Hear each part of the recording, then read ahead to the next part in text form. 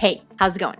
Today I'm talking about how to get faster for your marathon. This is Running to the Castle, a podcast for injury-prone RunDisney runners on a journey to running magical miles. Join me, Dr. Allie, as I share the secrets I've gathered as a runner, doctor of physical therapy, and coach. You'll learn the exact ways I get my clients to the castle strong without feeling broken or held together with KT tape as they cross the finish line. So at the time of recording this, I have gotten so many questions daily, so many DMs daily about how to get faster for the marathon. I've gotten these questions daily since Wine and Dine, and now we are more than a week out from Wine and Dine. People want to get faster. They were saying things like, get faster for a bigger buffer between me and the balloon ladies, a faster pace so that I can stop for character stops.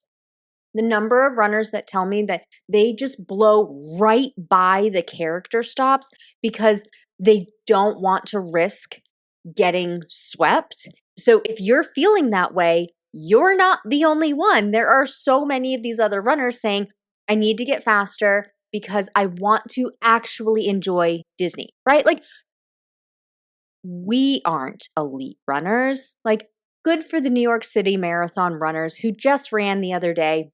I think I saw that the female who won the race set a new record, which is phenomenal. I'm so proud of her. That's not me. That's not you. If you're listening to this, it's very much likely not you. I think she did 2 hours and, I'm not even sure. I don't remember it because I blipped right on past that pace, but all I could think of was very good job for her. I could never. And I don't help my clients do that either. So, very good job for her. That's not me. So, for me, I have never even looked up what their trainings even look like. The only reason I know what training looks like for somebody who's getting a sub 3-hour marathon, as an example, is because I follow a couple of runners on Instagram, and one in particular, I follow her because she does a good job with her reels. She gets noticed and she's commented. I've listened to podcasts where she's been on. She talks about how she got so many followers because in her reels, she gets most of her followers for winter running stuff. She posted lots of reels with her running in Alaska, and she literally has icicles on her eyelashes because of just where she's running. And so I'm not gonna lie, that's why I started following her, because I was like, oh, that's interesting. And so now she's also a running coach, and she shares what her training looks like, and I assume that's what she's having some of her clients do too. But she'll do 2 workouts in a day. She'll run 8 miles in the middle of the week. She does things like strides. Friend, that type of training doesn't fit with me, and it doesn't fit with my clients. I do things very differently. And if you've worked with me or if you've heard something I've said where you're like, yep, that is different, I'd be very interested to hear what that different thing is. So you can DM me, runDisney DPT. Or if you're in Stronger, Faster, Finisher or one of my one-on-one clients, tell me at our next call. I'd be very interested to hear about that information. But I know I do things differently, and I'm not trying to get a sub 2-hour half marathon. I'm not trying to get a sub 3-hour marathon.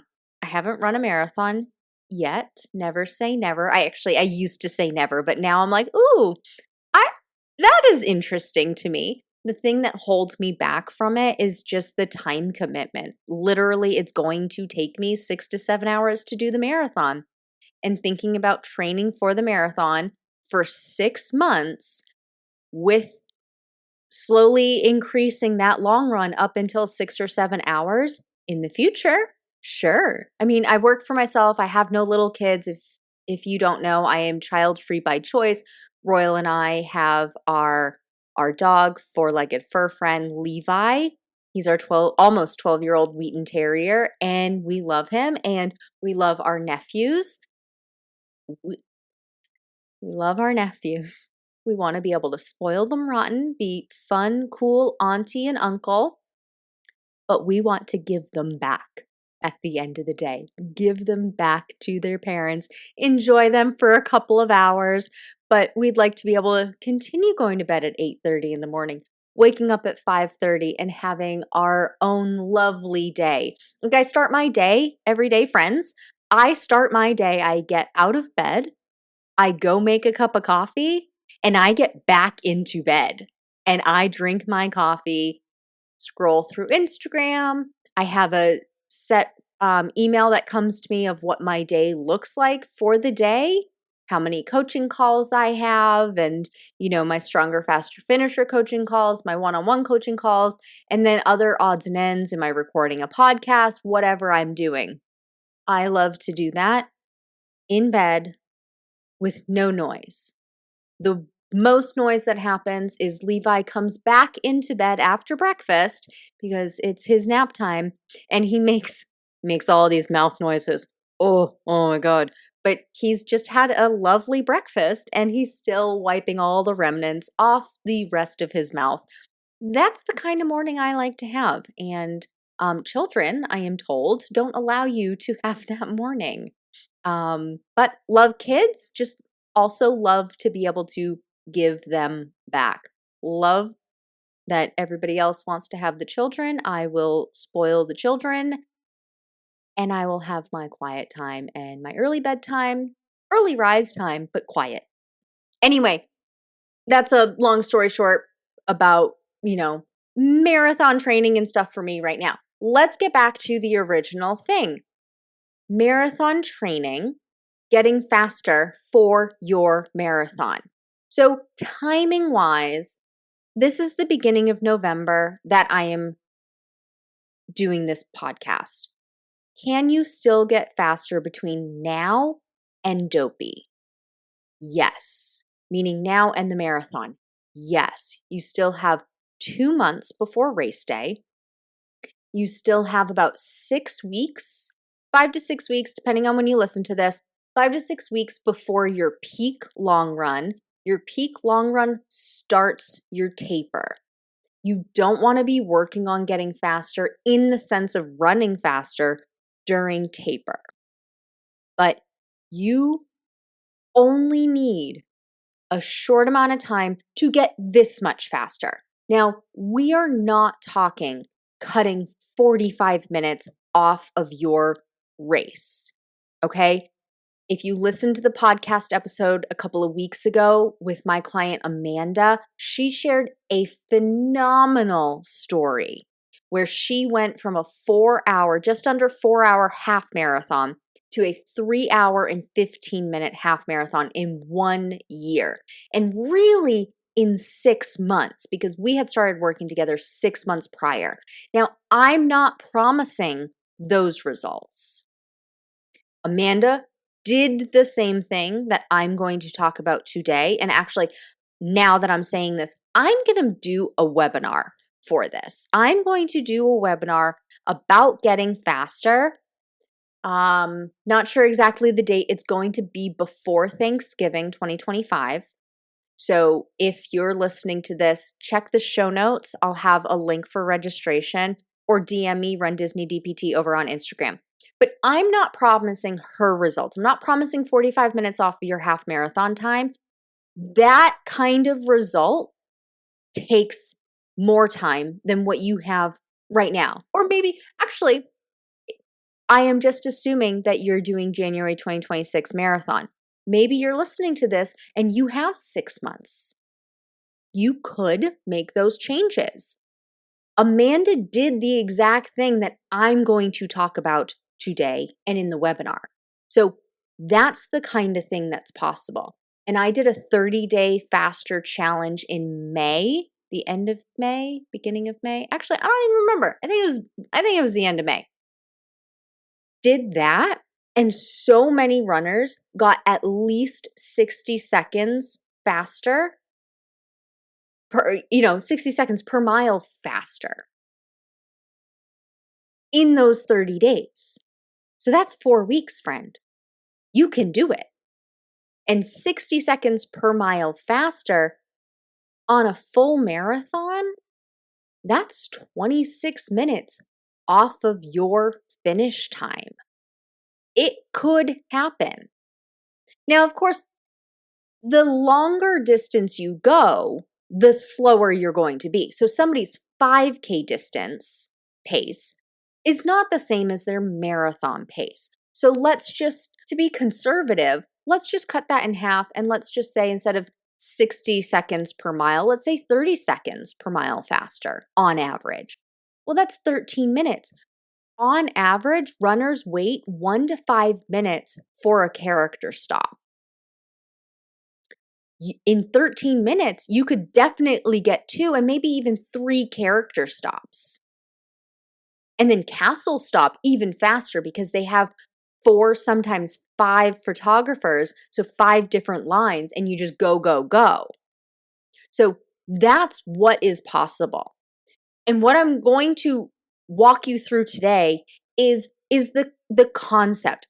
It's going to take too much beyond this podcast to get into all of the nitty gritty. That's why I decided let's do a class. I don't know what to call it. What do we call it? A webinar, a class, a teaching, a training? What are we calling it? That's why I think doing that would be more helpful, because then you're going to do some of it right then and there. So then it's done. You just set aside the 45 minutes, the hour, and then it's done. But we're going to talk about the number one thing to avoid and what to do. Okay, so we have one thing to avoid and a couple of things to do. So most runDisney runners are doing the thing that I'm going to say to avoid. So that's another reason I am different. The other popular training plan out there, it says to do this thing. And I personally, professionally, believe that is not sound advice. And I've seen it bite runners in the butt, and it's no good. So I don't want you to do that. Okay? And I want you to make sure that every run has a purpose. We're not going out willy-nilly and just going for a run. I do know that's why a lot of people start, because there's not a whole lot of thinking that has to happen with running. You just go. I watch Big Bang Theory. If anybody has ever watched Big Bang Theory, there's an episode where Penny and Sheldon are going to run. Sheldon wants to get healthier. He has this whole routine that he's starting, and one of them is going for a run. And he has his iPod and he has his watch and he's ready to go. And he asks Penny, well, where's all your stuff? And she's like, I don't need it. He's like, well, where's your watch? Oh, I don't need it. Where's your iPod? I don't need it. And he's like, well, what do you mean? Like, how do you know what you're doing? And she goes, I run until I get hungry, I stop for a donut, and I go home. And that's one way to run. You just grab some running shoes, go out for a run until you hit the end of the road, turn around, and come back and be done with it. That doesn't get you faster. In the last episode, I think it was the last episode, I talked about one of the coaches that I listened to a podcast of, and she said, well, I just used to go and run a half marathon to run a half marathon. That's how she trained for her half marathon. This is the same concept, just going out for a run and running whatever pace comes out. And that is a way to run. It is a way to train. You won't get faster doing it. Initially, you'll get faster. Let me eat my words here. Initially, you will get faster, because anybody, when they're first running and first starting out, they're naturally just going to get faster. That's going to happen because they're getting more trained. But eventually it's going to hit a plateau and then it's going to regress. You're going to do really, really well for 6 weeks, 8 weeks. And then things are going to go backward. Shit's going to hit the fan. Your knee's going to hurt. Your Achilles is going to hurt. And you're going to get slower. So not only are you now in pain, but you're also going to get slower. So let's have that not happen. Let's have purposeful runs. So we want, if you're ready for the nitty-gritty, write this down.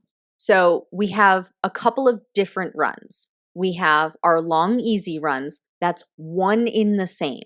They are not long runs and easy runs being two separate things. No, long, easy runs are one and the same. Okay. One in the same? No, it's one and the same. They are the same. Then we have speed workouts. Okay, and we need specific goals, specific speed workouts to actually make progress. I have 4 specific speed workouts that work best for runDisney runners, especially if you're run walking. Now, I use a different type of run walk interval schedule than the traditional like 30-30 or 15-30 or something like that.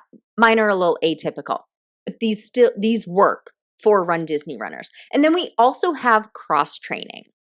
So let's talk about what the goals of each of these are. So our long, easy run are to build longevity, build time on our feet, get our body used to being on our feet for that length of time, whether you're walking or running or a combination of the two. And when I say running, that's run walk if that's what you do to run a race. When I say walking, that's strictly walking. Like I'm going for a 3-mile walk. I'm walking 1 mile as part of my long run. That's fine. Okay? And if you just straight run, no run walk intervals, cool. That's running as well. Long, easy run needs to be so easy you feel like you could go more, or you feel like you could go all day. You have the discipline to stop at the distance or the time, whichever you're tracking. You have the discipline to not keep going all day. But it's so easy you feel like you could. As an example, that pace should be 2 minutes per mile slower than what you anticipate your race pace to be. Now, of course, I recommend actually testing your race pace, and I have a signature way of doing that. I walk all of my clients through it. We need to know those numbers in order to make sure we are doing the thing properly and achieving the goal of each individual run. Okay, long, easy run, building time on our feet. I'm going to go to cross training because that one's quick. Cross training is an activity, a cardiovascular activity that builds your endurance, makes your heart beat more efficiently, and makes your breathing more efficient so you don't feel like you're gasping for breath, you don't feel like you're dying. But it's a different activity than running so that you don't have all of that pounding on your joints. So it mimics what your heart and your lungs are doing, but it's different than what your legs are doing when you run. So that's swimming, riding a bike, spin class, playing another sport, basketball, soccer, ice skating. I went to the Golden Knights hockey game the other day for Halloween, and ice skating, holy cow. Have you ever seen those professional skaters? Even the kids, that at halftime they had the little kids on the ice for like 5 minutes. The little kids are working real hard. And you're huffing and puffing and you're sweating and everything like that. Ice skating, that would be a phenomenal thing to do. But so you're doing something different. You could do elliptical. You could even just walk. Paced walking is a great cross-training activity. But the goal of cross-training is to make your heart and your lungs work like you were running without actually running. Then let's get into the speed workouts. So the 4 specific speed workouts, they each have their own goal. Okay, so if you've been here for any length of time, you've heard me talk about my 4 favorite speed workouts. And I recommend you doing them as the short workouts in the middle of the week. So other training plans will say these are maintenance runs. I don't like that term because maintenance just sounds like, oh, I should just go out and do the same pace that I'm doing for everything else, which again, that is a way to run. You just don't get faster with it. So that's why I like doing these speed workouts in the middle of the week because you go hard. But you can't go that hard for that long. So let's do 30 minutes if we're doing like a 5K or a 10K. Let's do 45 minutes, maybe even an hour if we're doing a half marathon, full marathon, 2-course challenge, goofy, or dopey. 45 minutes. But that includes a 10-minute warm up and a 10-minute cool down. So 45 to 60 minutes is total workout time. So that is 45 minutes minus 10 for a warm up, minus 10 for a cool down. We have 25 dedicated minutes to our speed workout. How hard can you go in 25 minutes? If you know you're stopping at 25 minutes, no matter how far you went, how hard could you go? You want to go hard on your speed workout days because that's building the muscle fibers that make you go faster. Our muscles have 2 different types of fibers in them. They're literally called slow twitch and fast twitch. Slow twitch, it's right there in the name. It helps you go long and slow. Fast twitch, that's used for things like sprinting, running faster, and jumping. Okay? So when you go on your long run, you're still just using your slow twitch fibers for the majority of that run. We need to train those fast twitch fibers if we want to be turning our legs over. Now, of course, as you get faster and faster on your long run and training, you're going to be using some of those fast twitch fibers. But if you only ever go the same pace all of the time, you don't train those fast twitch fibers, so they are not going to kick in on race day.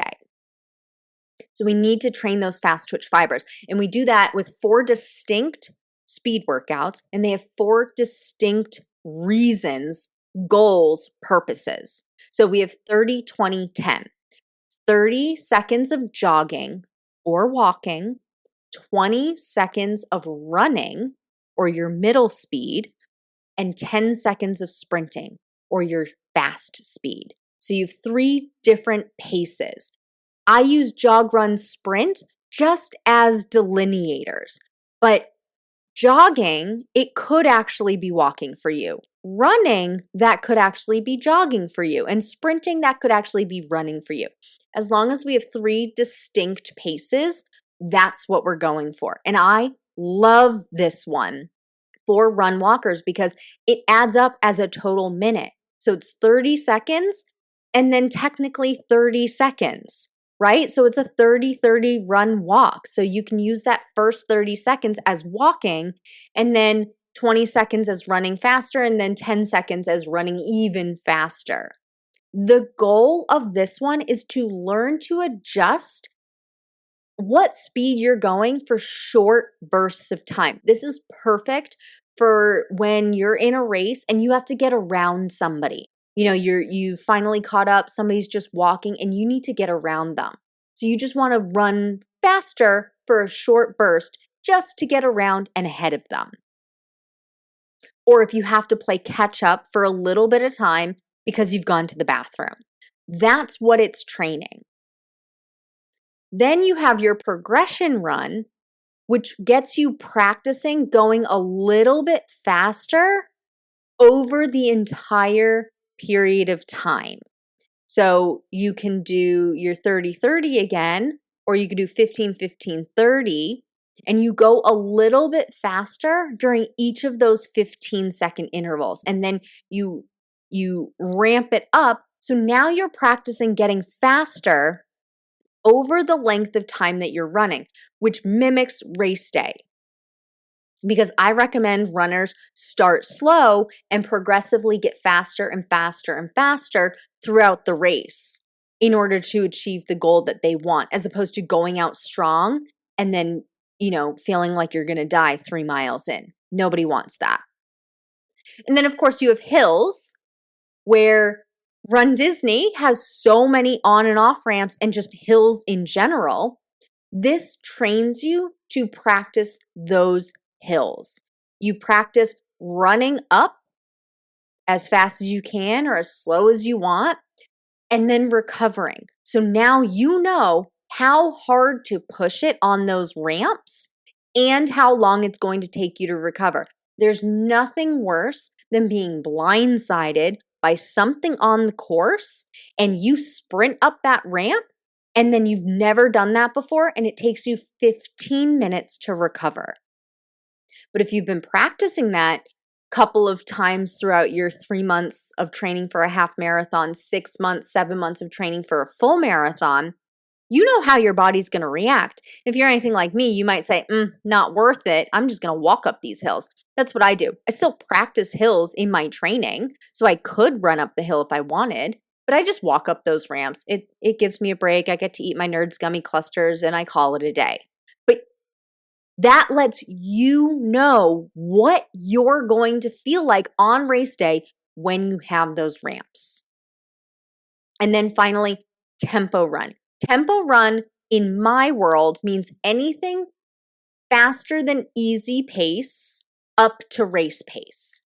So you get to practice all sorts of different paces for prolonged amount of time. I have runners who will say, well, I'm just running in 30, 20, 10. I'm just running for 20 seconds or 10 seconds for a minimal amount of time. And okay, yes, you are. But also if you're doing a 30-30 interval, you're always only doing that before your next rest break. And also, here's another way to practice going for 5 minutes, 10 minutes, 15 minutes, 20, 25, 45 minutes of this specific pace. Now you know exactly what that pace feels like. So then on race day, you know, oh, yes, I can hold that for 3 miles, or I can hold that for 13 miles.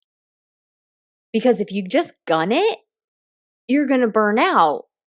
And if you've never practiced it before, like before race day, you're not going to know that you can't hold that pace for 13 miles, that you can only hold it for 1 mile because you've never practiced it before. So you can practice all these different paces, including your anticipated race pace before race day. So see how each speed workout has a very specific purpose and they get you faster. They practice those fast twitch. So let's go back to talking about what that number one mistake runDisney runners are making. And it's trying to run the same pace every time they go out and run. And I get it. I know where it's coming from. Part of it, it's coming from, well, you practice like you play. I have to run this pace in order to make sure I can run this pace on race day.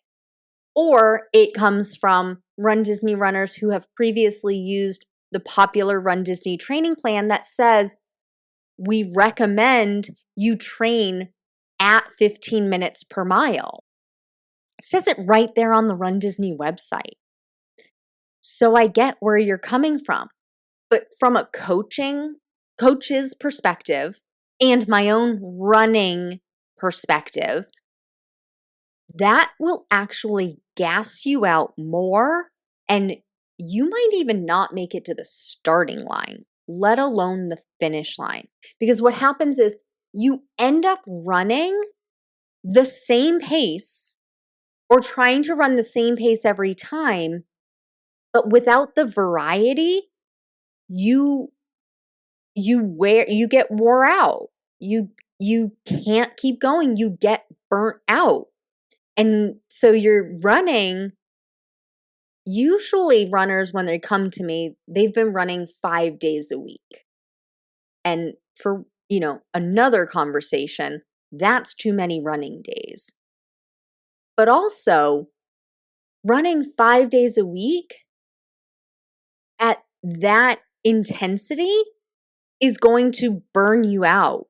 Even if it is pretty slow, if it's fast for you, let's say your race pace, you anticipate being 15 minutes per mile pace. Going that fast for a 12-mile run, and then in the middle of the week, a 3-mile run, a 3-mile run, a 5-mile run, a 4-mile run. Just thinking about it is exhausting to me. As opposed to, what if we want race pace to be 15 minutes per mile, let's do 17 minutes per mile on that long run. 2 minutes per mile slower than race pace. So now 2 minutes per mile slower, maybe you're even walking that. I'd rather you walk it. But think about how much energy you can conserve to be able to now go hard on your 45-minute speed workout. Now you have the energy to do 10-second spurts of an 11-minute per mile pace. Or 15 seconds, every 15 seconds getting faster, starting at a 14-minute per mile pace. Because we can do anything for 10, 15, or 30 seconds, right? We can, especially if we have walking breaks. We can do anything. Go hard in those short bouts, because you can always finish off the workout by walking. If you can't do the whole 25-minute segment of speed workouts, and you can just do 15 minutes, great, walk the last 10 minutes. And then do another cool down. So then you're walking for 20 minutes of that at the end. Great. Because that meant you went hard. And when we're talking about going hard, I'm talking zone 4 and 5 if we're following heart rate zones.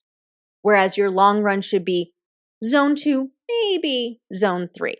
Let's go hard in those short bouts, because that's where we train the body, the legs to turn over faster, to train our body to just get faster.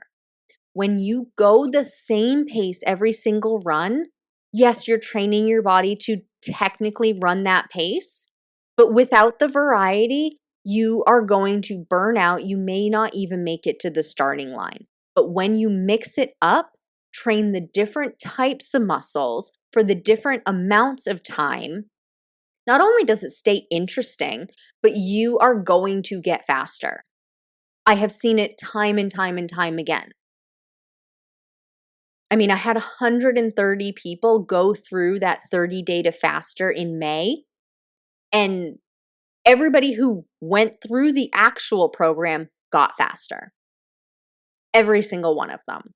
I can go back and count. I asked people to share information. Now, of course, not everybody will. That's okay. But I had a couple of clients join Stronger, Faster, Finisher after that, and I know exactly what kind of paces they're running now. One woman, thinking of this now, one woman who's in Stronger, Faster, Finisher, she told me she joined the 30-day to faster and then joined Stronger, Faster, Finisher because she typically likes to just run easy and she doesn't really push herself. And she really wanted to get faster timing and be able to get a proof of time for the full marathon next year. Well, she just ran Wine and Dine, and her mile 12 of the half marathon was her fastest pace during that half marathon. And she felt like she could have done so much more. She went to the parks afterward, and she had said, so she and her husband did the 10K as well, and she was like, yeah, we felt like we could have done more, but we decided to hold back just in case. We've never done 2 days in a row. We've never done the challenge 2 days in a row. We're going to hold back. They felt like they had energy to spare, to keep going and go faster. And they had the discipline to not, so I am very proud of them for that. because you don't know what's going to happen when you've never done 2 days in a row. But even after doing the 10K, the next day, she still had energy to spare at the very end of the half marathon. And it was faster. And then I had another client who did her fastest Disney race ever, her fastest half marathon ever at this past Wine and Dime. She hasn't raced in years. So not only is she 10 years older, she anticipated 10 years slower, and she got a Disney PR. She PR'd in fun because she had a lot of fun, but also a legitimate, actual, faster race. And I want this for you as well. So take this information, do what you can with this information, and check the link in the show notes, because I know you can get faster with the designated specifics, and I want to help you get there. Please take what you've learned in this episode and use it to adjust your strategy for your Run Disney race training. It's not about doing more. It's about doing the right things in the right balance so you can finish strong, not broken. And if you want personalized guidance specific to your race, your injury history, your running background, and your goals, that's exactly what we do inside Stronger, Faster, Finisher. You'll get step-by-step instructions and a proven system to help you train smarter from start to finish. Join the waitlist today to be the first to know when it opens next. That's all for now. Talk to you soon.